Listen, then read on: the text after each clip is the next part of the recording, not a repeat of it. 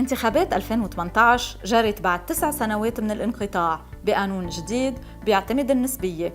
تقدم 113 مرشحة مقابل 863 مرشح، 86 منهم انضووا بلوائح مقابل 511 مرشح، أي ما نسبته 14%.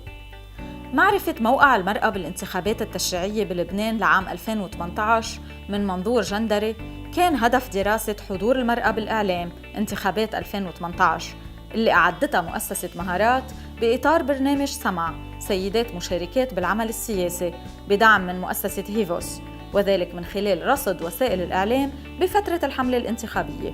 عينة الرصد شملت 6 صحف والنشرات الإخبارية والنقل المباشر والبرامج الحوارية ب8 تلفزيونات، بالإضافة لحسابات المرشحات وبعض المرشحين بمواقع التواصل الاجتماعي على فيسبوك وتويتر، وذلك طوال شهرين بين 6 أذار تاريخ انتهاء مهلة الترشيح و6 أيار يوم الانتخابات. تفاوت كبير ظهر بتوزيع نسب التغطية الصحفية بين المرشحين والمرشحات، بالصحف لصالح المرشحين طبعاً، وبالتلفزيون بلغت حصة المرشحات من المقابلات الخاصة والبرامج الحوارية 12%، أما بالتغطية المباشرة وبالمساحة اللي احتلتها بنشرات الأخبار فلم تتخطى النسبة 3.5%. تلفزيون لبنان كان المساهم الأكبر برفع نسبة تغطية المرشحات المستقلات بالبرامج الحوارية والمقابلات الخاصة، إذ بلغت نسبة ظهورهم 77.2%. كذلك تميزت صحيفة لوريان لوجور بأنها فتحت صفحاتها للمرشحين والمرشحات على السواء من خلال مقابلات أتاحت للنساء المرشحات التعبير عن مشاريعهم. بنشرات التلفزيون مساحة شبه معدومة احتلتها المرشحات كخبر أول بمقابل المساحة اللي خصصت للمرشحين. كذلك كان ظهورها بالتقارير الإخبارية كخبر أول ضئيل جداً. محطات التلفزيون الخاصة أولت المرشحين اللي بينتموا لخط السياسة الأهمية القصوى، وأهملت نسبياً المرشحين الآخرين.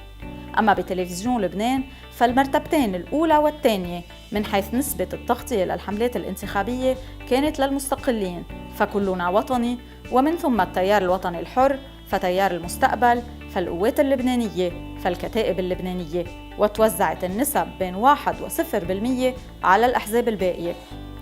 مواضيع التغطيات بشكل عام تركزت على الحملات الانتخابية اللي بلغت حوالي 70% من التغطية بالصحف والتلفزيون. أما النسبة الكبيرة لتغطية الأعمال الحكومية للمرشحين فبتدل على استفادة المرشحين من مواقعهم الحكومية للدعاية الانتخابية. كذلك 2% من المرشحين استفادوا من تغطية تلفزيونية بنسبة 12% من التغطيات العامة بسبب موقعهم السياسي ووظائفهم الحكومية. التسقيف الانتخابي كان شبه غائب بالصحف والتلفزيون. أما بمواقع التواصل الاجتماعي فالمرشحات كانوا أنشط على فيسبوك من تويتر، وكذلك المرشحين. بلغ المعدل العام للتدوينات والتغريدات 79.7 للمرشحين مقابل 54.4 للمرشحات. أما من حيث مضامين التدوينات والتغريدات فالمواقف السياسية كانت بالطليعة بالنسبة للمرشحين، والحملة الانتخابية بالطليعة بالنسبة للمرشحات. لافت أيضاً ومن المفارقة أن التدوينات بخصوص مشاركة المرأة السياسية كانت أعلى عند المرشحين اللي توجهوا للمرأة الناخبة أكثر من المرشحات النساء. أما موضوع التوعية والتثقيف الانتخابي فكان ضعيف وتعادل عند الجهتين.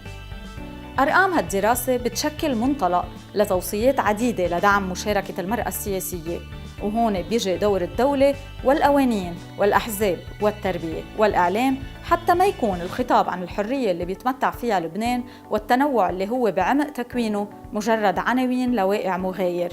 لذلك لابد من العودة إلى اعتماد الكوتا النسائية اللي غابت عن القوانين كما غابت عن الحملة الانتخابية.